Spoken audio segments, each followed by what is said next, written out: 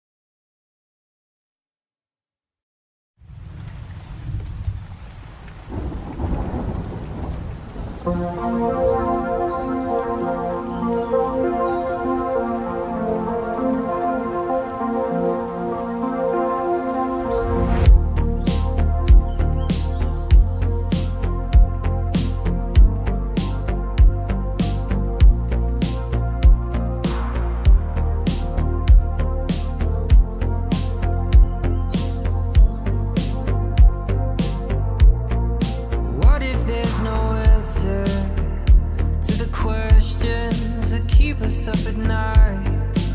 It's just a fork in the road, and no matter where you go, there you are again. Find a way to make some peace with how the story ends. How the story ends.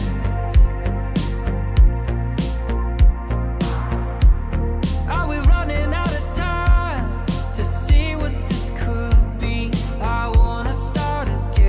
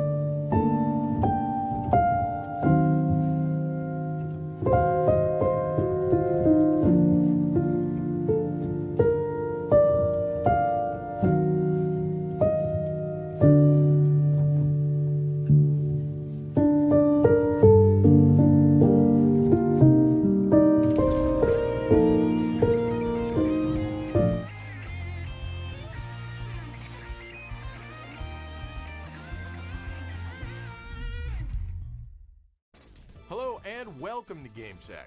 Treasure is an amazing developer originally composed of ex-Konami employees wanting to create original games instead of the sequels that they were doing at the time. I mean, these are the guys who made Super Castlevania 4 and Contra 3. So I figured I could devote an entire episode showing off every game that Treasure made. And man, did they start off with a banger. Gunstar Heroes was released for the Genesis in September of 1993. This 1 or 2 player game is a kick-ass run and gun. Well, mostly a run and gun. You have 4 different weapons to collect and you have 2 slots for the weapons. This means that you can switch between them or even combine them. Any weapon can be combined with another for unique effects. You have a variety of melee attacks as well that you can use when your weapons are disabled, some of which can be used with your weapons still turned on. You have a health meter represented by numbers, and this can be increased during the game if you're careful not to lose too much life during a stage. The gameplay is wild and crazy, just absolutely bombastic. I love it. It shows Treasure's personality right away. It also demonstrated their love of bosses because there are a bunch of them in here, more than most games of the time, but they're just getting started. We certainly can't ignore 7 Force, a boss with 7 different forms. This will end up being Treasure's most favorite thing ever. There's a level where it plays like a shooter. Well, an unconventional shooter is you change your firing direction at will. The one thing that irks me about this one is that the enemies can grab you. I really do not like that, and I am not enjoying my life when that happens. Also, this dice maze is a great idea, but it feels like it takes too long as you're most likely going to be sent back to redo any of the rooms that you missed. The graphics are outstanding with great artwork, lots of detail, and tons of color. You'd never think that the Genesis was bad at color playing this one. There are also lots of really cool effects. All of this in a paltry 8 meg cartridge. The music is super cool as well, with lots of great subdued melodies and good sound quality.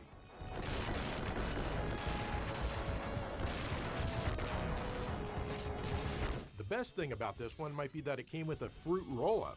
I'm not lying, it did. I'm amazed that Sega of America released this one themselves. I didn't turn my microphone Usually they were on. That's why concentrating on people their can't own hear me. developed in the I US should direct that probably would go on to give the do console an that. unfairly tarnished reputation.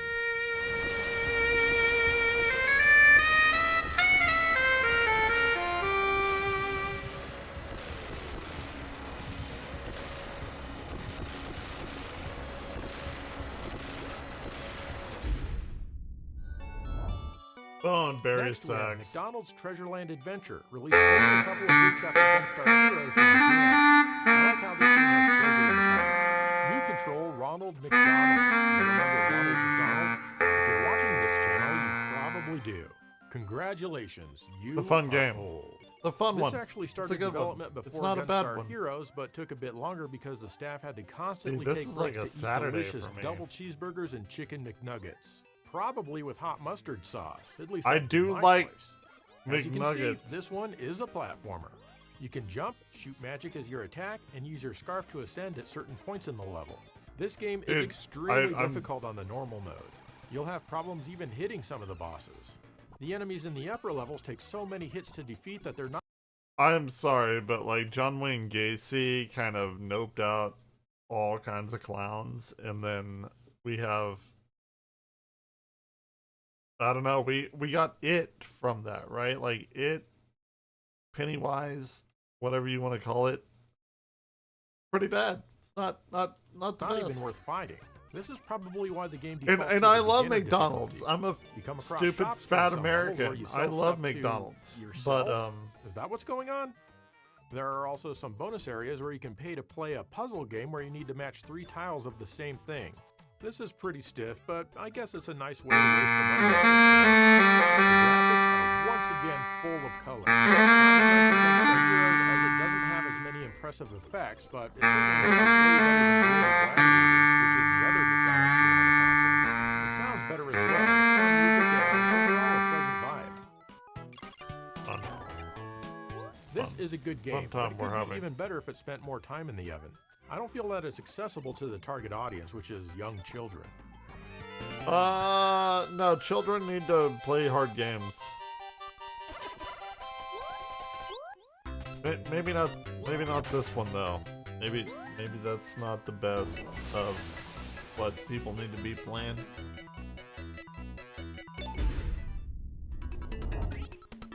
Treasure's third game was Dynamite Headdy on the Genesis. This is another platformer. This one takes place entirely on a puppet stage, which lends itself to some unique visuals and settings. You attack with your head by throwing it.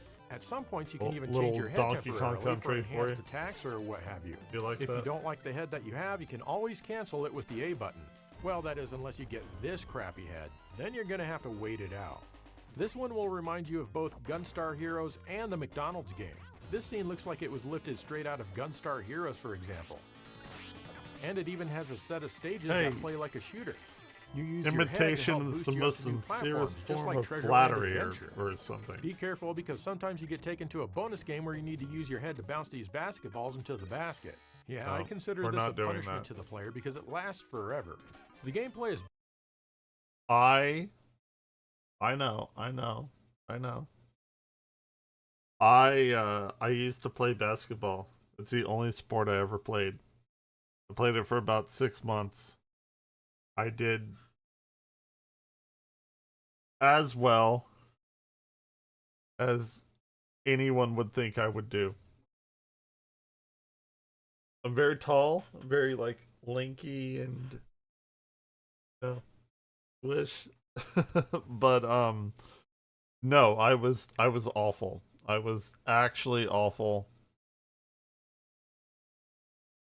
It's not great. balanced, but still pretty tough. Actually, hold on. I'll be right back. Hold on.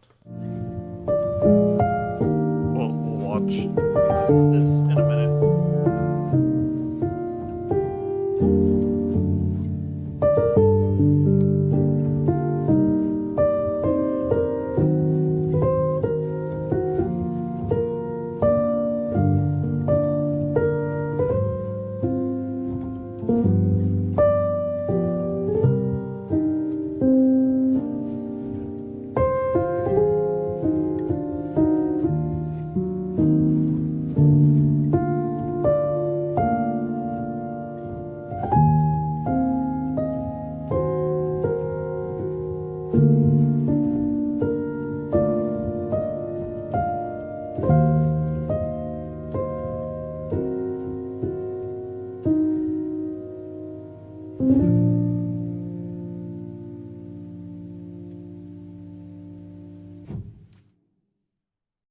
Thank you.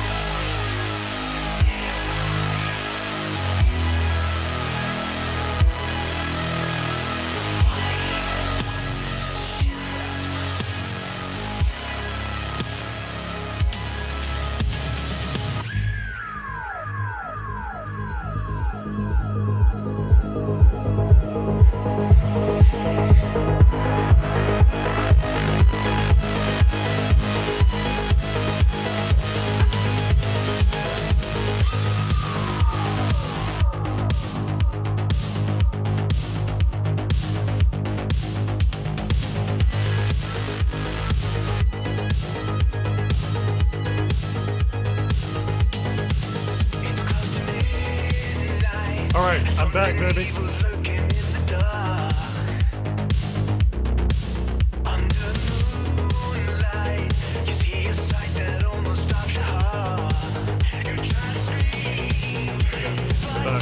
Sorry.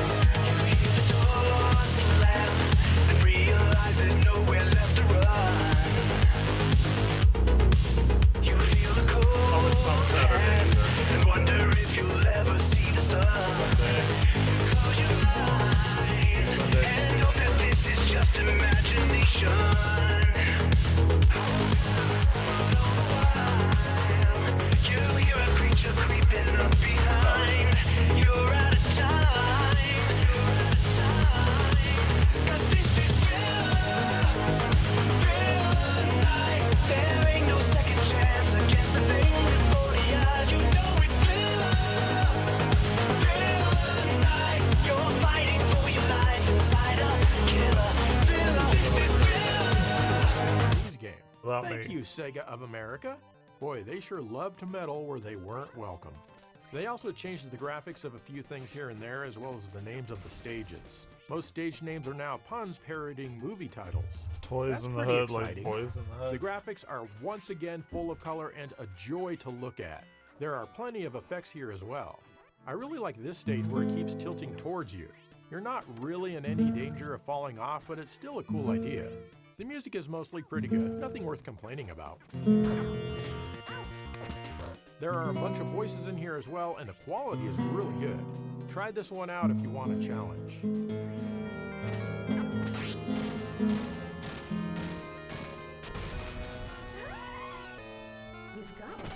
You've got a secret bonus point.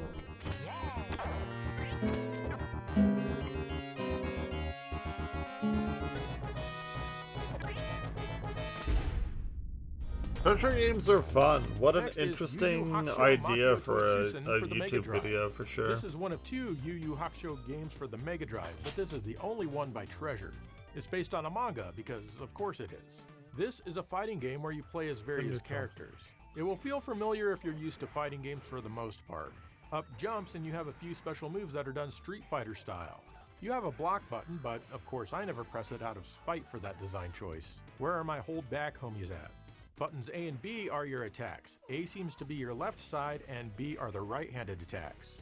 You have a blue meter that drains when you use your special moves. However, you can recharge it mid-battle if you need to, but that leaves you vulnerable. Lastly, you can switch planes Fatal Fury style. Using a 6-button controller lets you use dedicated buttons for back and forward dashing as well as switching planes. Each match is only one round, but they tend to last longer than a single round in most other fighting games. Naturally, this can be played with 2 players, but it can also be played by 3 or 4 players simultaneously. You have a battle royale, free-for-all, a tag team type of deal, 3 versus 1 or 2 versus 2, and so on. The gameplay doesn't noticeably suffer much during these fights, which is pretty impressive. Graphically, the game looks nice, but it's not as colorful as Treasure's first 3 games were, leaning into more of a dark look this time with gratuitous dithering. Some stages have nice detail, while others, like this dumb arena, barely have any detail at all. The game's also letterboxed because I guess that's a rule or something whenever you have a Japanese game on a 16-bit console. Sure. Tell me I'm wrong. Every scene does have some excellent scrolling though. I just wish there were more scenes as they start to repeat a lot. I've never heard of this game. I guess it's like all because Japanese. That's just what you do when you fight.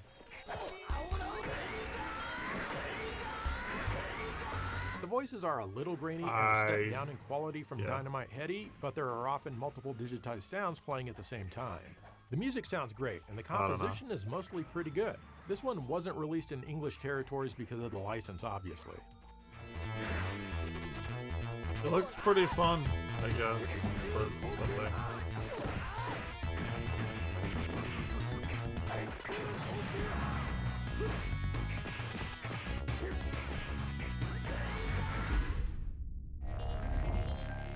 Visual shock, speed shock, sound shock. Now it's time to the 68,000 Heart on Fire Alien Soldier for Mega Driver's Custom. On the Mega Drive was Treasure's next game. It was never released physically in North America. This is the game that Treasure always wanted to make, nothing but bosses. The action between the bosses only serves to refill your power meters. This game is absolutely nuts. It does not mess around. There are a bunch of different weapons that you can have, and you can hold 4 of them. They run out of power as you use them and soon become useless because you can go straight to hell.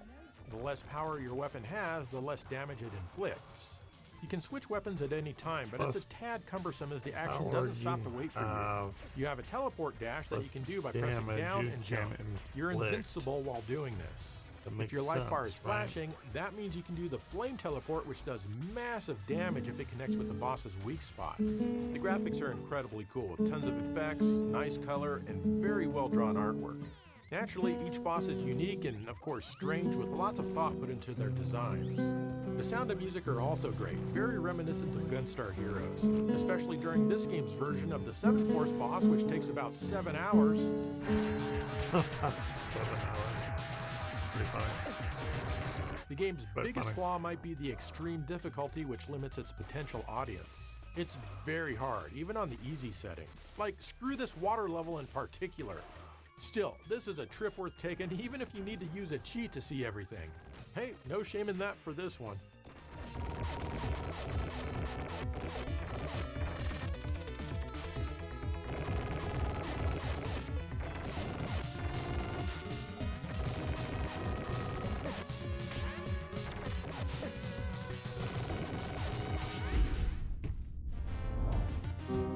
Light Crusader was Treasure's last game on the Genesis.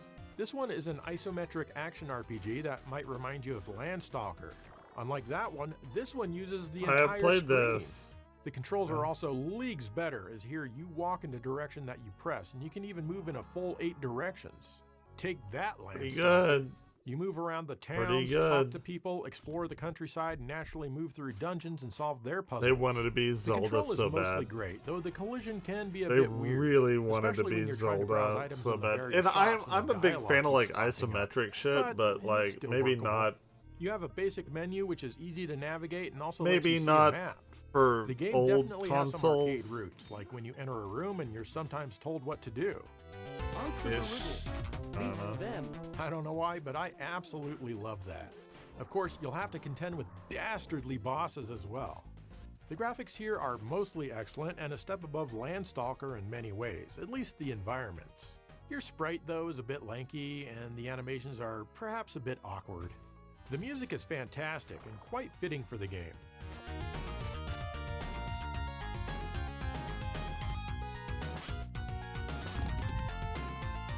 I haven't played this one very far despite having owned it forever. I always mean to keep playing it, but I never do. It's not one of Treasure's most celebrated games, so maybe it gets worse, but I never always even enjoy heard it of for it, the I'm first gonna be 45 minutes or completely so. real.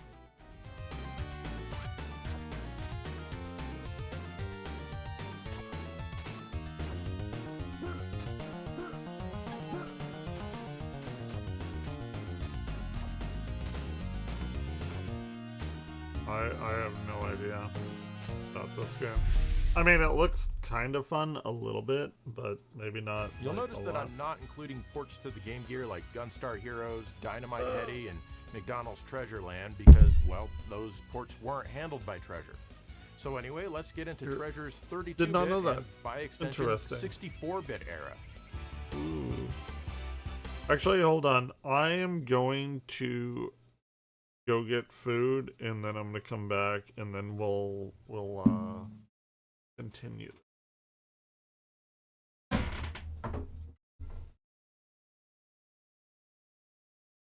Yeah, I think that's what I'm gonna do.